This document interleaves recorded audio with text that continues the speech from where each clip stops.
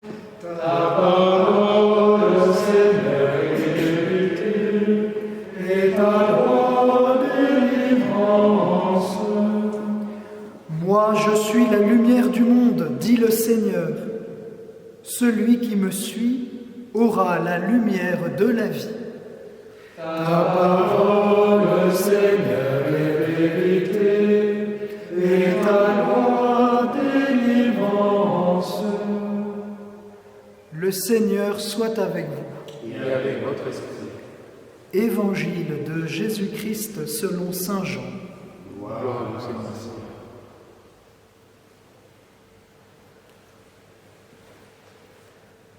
En ce temps-là, en sortant du temple, Jésus vit sur son passage un homme aveugle de naissance. Ses disciples l'interrogèrent. « Rabbi, qui a péché, lui ou ses parents, pour qu'il soit né aveugle ?» Jésus répondit, « Ni lui ni ses parents n'ont péché, mais c'était pour que les œuvres de Dieu se manifestent en lui. Il nous faut travailler aux œuvres de celui qui m'a envoyé tant qu'il fait jour. La nuit vient où personne ne pourra plus y travailler. Aussi longtemps que je suis dans le monde, je suis la lumière du monde. » Cela dit, il cracha à terre et avec la salive, il fit de la boue. Puis il appliqua la boue sur les yeux de l'aveugle et lui dit « Va te laver à la piscine de Siloé. » Ce nom se traduit « envoyé ». L'aveugle y alla donc et il se lava. Quand il revint, il voyait. Ses voisins et ceux qui l'avaient observé auparavant, car il était mendiant, dirent alors « N'est-ce pas celui qui se tenait là pour mendier ?» Les uns disaient « C'est lui ». D'autres disaient « Pas du tout, c'est quelqu'un qui lui ressemble ». Mais lui disait « C'est bien moi ». Et on lui demandait « Alors, comment tes yeux se sont-ils ouverts ?» Il répondit « L'homme qu'on appelle Jésus a fait de la boue. Il me l'a appliqué sur les yeux et il m'a dit « Va à Siloé et lave-toi ». J'y suis donc allé et je me suis lavé. Alors j'ai vu. Ils lui dirent « Et lui, où est-il » Il répondit « Je ne sais pas ». On l'amène aux pharisiens, lui, l'ancien aveugle. Or, c'était un jour de sabbat que Jésus avait fait de la boue et lui avait ouvert les yeux. À leur tour, les pharisiens lui demandaient comment il pouvait voir. Il leur répondit, « Il m'a mis de la boue sur les yeux, je me suis lavé et je vois. » Parmi les pharisiens, certains disaient, « Cet homme-là n'est pas de Dieu, puisqu'il n'observe pas le repos du sabbat. » D'autres disaient, « Comment un homme pécheur peut-il accomplir des signes pareils ?» Ainsi donc, ils étaient divisés. Alors il s'adresse de nouveau à l'aveugle. « Et toi, que dis-tu de lui puisqu'il t'a ouvert les yeux ?» Il dit « C'est un prophète. » Or, les Juifs ne voulaient pas croire que cet homme qui avait été aveugle et que maintenant il pouvait voir. C'est pourquoi ils convoquèrent ses parents et lui demandèrent « Cet homme est bien votre fils, et vous dites qu'il est né aveugle. Comment se fait-il qu'à présent il voit ?» Les parents répondirent « Nous savons bien que c'est notre fils et qu'il est né aveugle, mais comment peut-il voir maintenant? Nous ne le savons pas. Et qui lui a ouvert les yeux? Nous ne le savons pas non plus. Interrogez-le, il est assez grand pour s'expliquer. » Ses parents parlaient ainsi parce qu'ils avaient peur des Juifs. En effet, ceux-ci s'étaient déjà mis d'accord pour exclure de leurs assemblées tous ceux qui déclareraient publiquement que Jésus est le Christ. Voilà pourquoi les parents avaient dit « Il est assez grand, interrogez-le. » Pour la seconde fois, les pharisiens convoquèrent l'homme qui avait été aveugle et ils lui dirent « Rends gloire à Dieu, nous savons, nous, que cet homme est un pécheur. » Il répondit « Est-ce un pécheur? Je n'en sais rien. Mais il y a une chose que je sais. J'étais aveugle et à présent je vois. » Ils lui dirent alors « comment a-t-il fait pour t'ouvrir les yeux ?» Il leur répondit, « Je vous l'ai déjà dit et vous n'avez pas écouté. Pourquoi voulez-vous m'entendre encore une fois? Serait-ce que vous voulez, vous aussi, devenir ses disciples ?» Ils se mirent à l'injurier. « C'est toi qui es son disciple. Nous, c'est de Moïse que nous sommes les disciples. Nous savons que Dieu a parlé à Moïse, mais celui-là, nous ne savons pas d'où il est. » L'homme leur répondit, « Voilà bien ce qui est étonnant. Vous ne savez pas d'où il est, et pourtant il m'a ouvert les yeux. Dieu, nous le savons, n'exauce pas les pécheurs, mais si quelqu'un l'honore et fait sa volonté, il l'exauce. Jamais encore on n'avait entendu dire que quelqu'un ait ouvert les yeux à un aveugle de naissance. Si lui n'était pas de Dieu, il ne pourrait rien faire. » Ils répliquèrent, « Tu es tout entier dans le péché depuis ta naissance et tu nous fais la leçon. » Et ils le jetèrent dehors.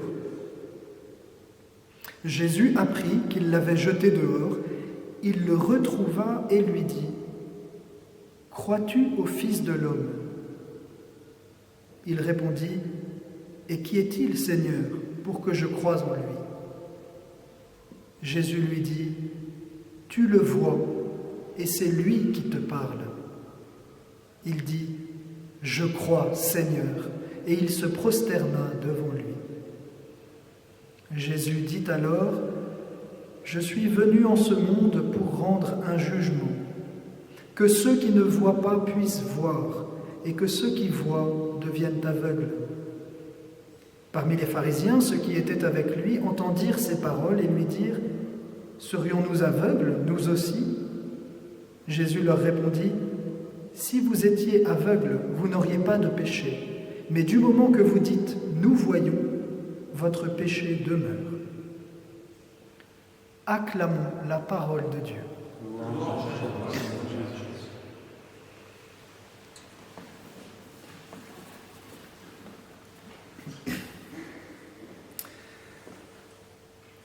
Voilà, on pourrait résumer cet évangile très long en 2 phrases,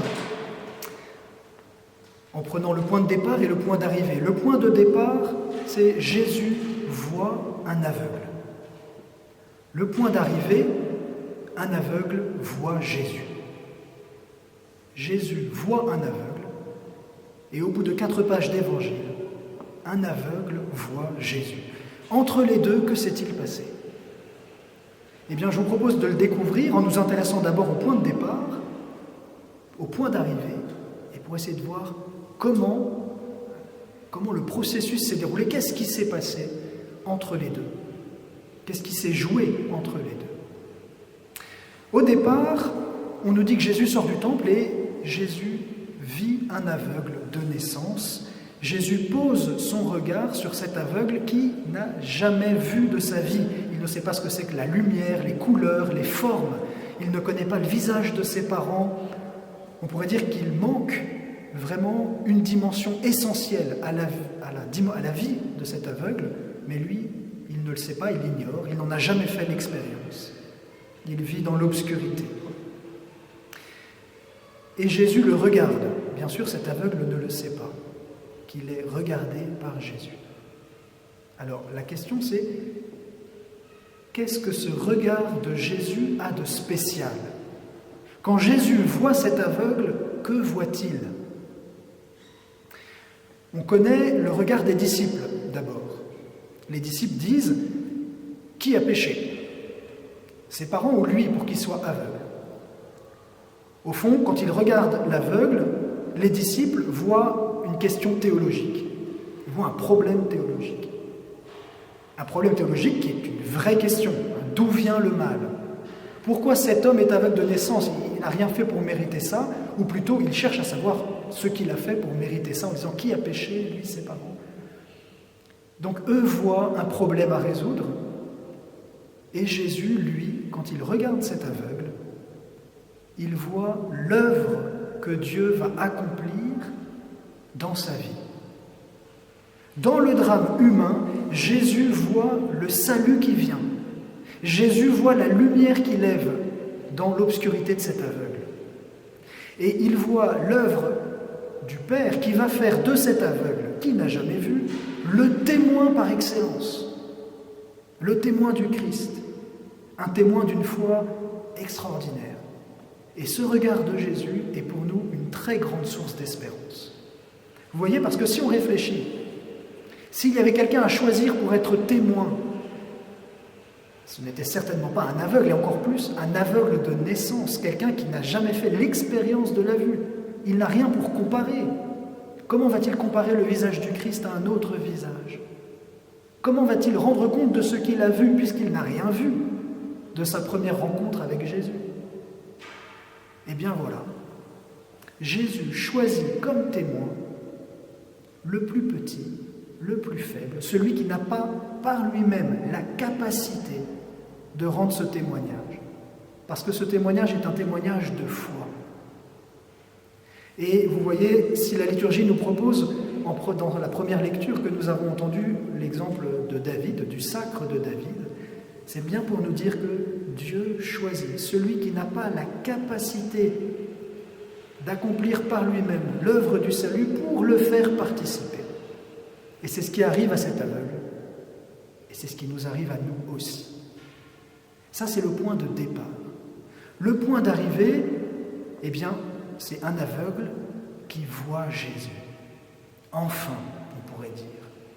Enfin, au bout de 4 pages d'évangile, enfin, cet aveugle voit Jésus face à face. C'est le terme, c'est le but, et même il dialogue avec lui.